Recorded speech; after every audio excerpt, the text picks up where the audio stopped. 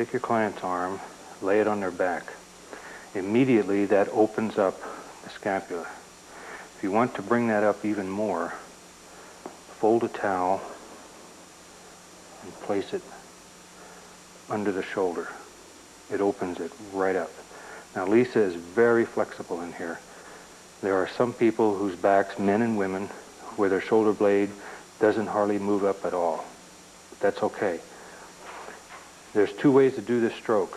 Once the shoulder blade is open, you can pull on it. Just pull on it, stretch it, extend it. This is something the shoulder blade never gets a chance to do unless you do it for somebody. You don't have to pull really hard.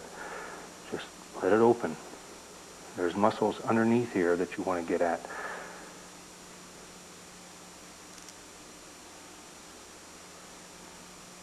You can do it this way with your hand going up, with your fingers massaging those muscles. Or you can do it from the opposite side, which is very nice and easy to do. Go around, take your thumbs, and knead it.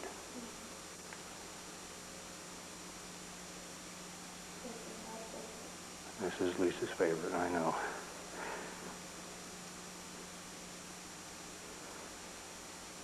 And don't be afraid to work it. Everybody that you do this to will tell you that it feels so good.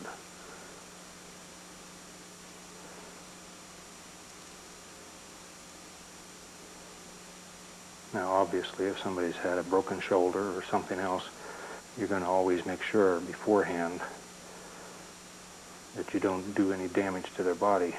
But you find that out before you do the massage.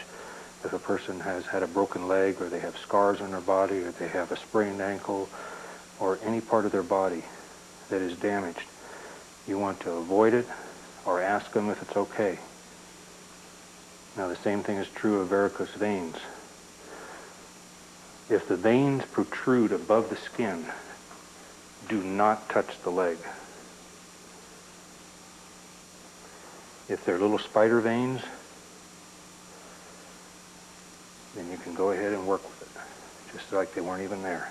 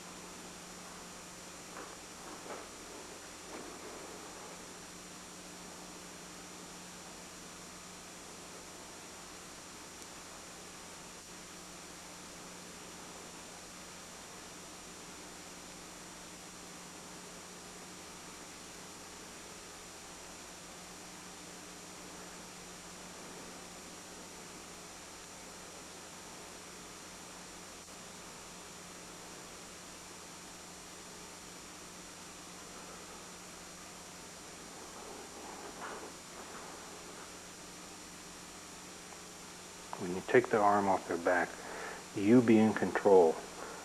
Don't let them help you. If they help you, put it back where it was, and you tell them, this is my job, not yours.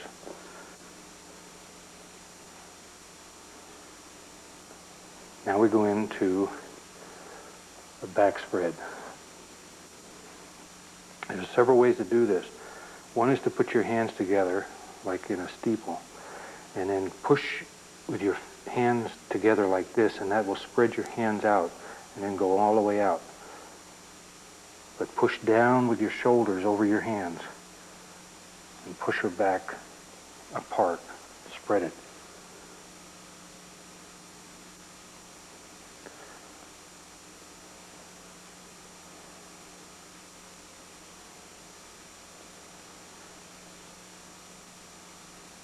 Now another technique for doing the back spread is put one hand on this side, one hand on this side at the bottom, and switch.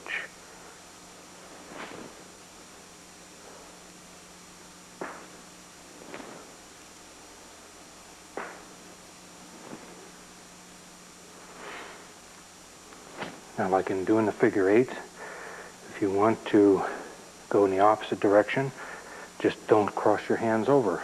Go up and go back down. Now switch.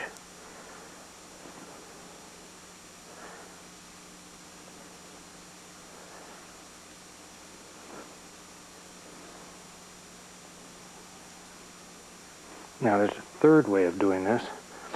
Rather difficult for men that have hair on their arms, because the oil will trap in the hair and twist it in little knots. It's not very comfortable. But for a lot of the women doing this, it's very easy. They put their elbows on their back and push.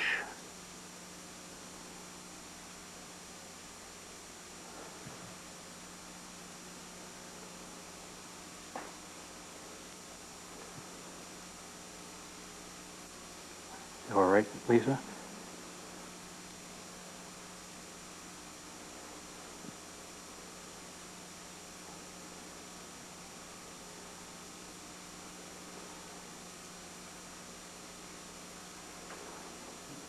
Now the back is pretty well loosened up. The small of the back is usually where most people carry their stress, besides the top of the shoulders. In order to get into relieving some of the pain in the lower back, you need to get in that space between the hip and the ribs. And there's two ways of doing this. One is in that space between the hip and the ribs. And there's two ways of doing this. One is to put your hand in that spot and push down with your fingertips, put your other hand on top, and just massage.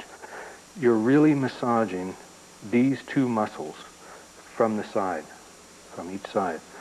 Not on top, but from the side.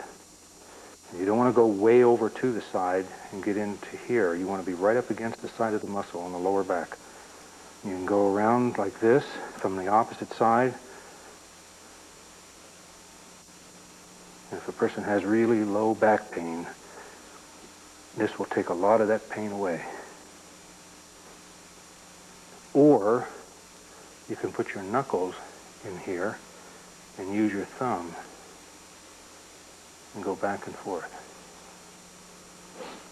It's usually up to the client which one they like. Which one do you like, Lisa? With the fingers. Okay. So I've done it like this with the fingers. Now rather than doing it this way with my thumb, I'll go around to the other side.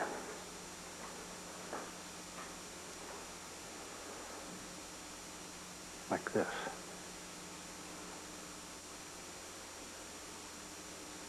It's a little more general, less specific, so it doesn't bother the muscle that much.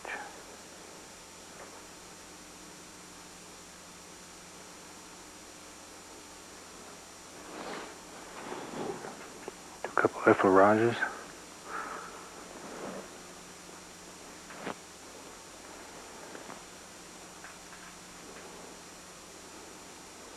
She's absorbed most of the oil on her back. I finish off the back by coming up here and just taking my thumbs and rubbing them into the neck. And I generally apply quite a bit of pressure in here by leaning forward, using my shoulders to apply pressure to my thumbs.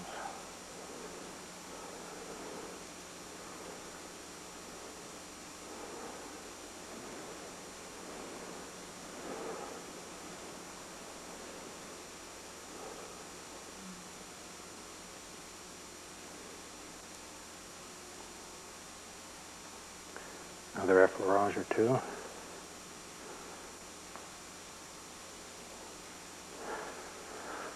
And go around to the side, and there's a trick to doing this, and that is cupping your hands so that you can trap the air for the tapping on the back. As you do this, it's alternating, one and then the other. And as you do each one, the louder the sound, not a slapping sound with the fingers like that, but a cupping sound, like trapping the air.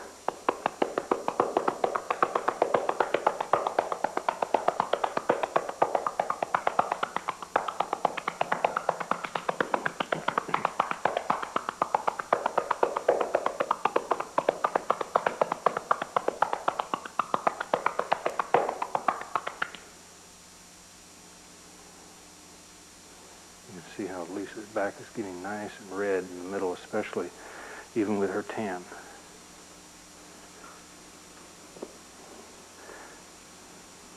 Now we cover the back up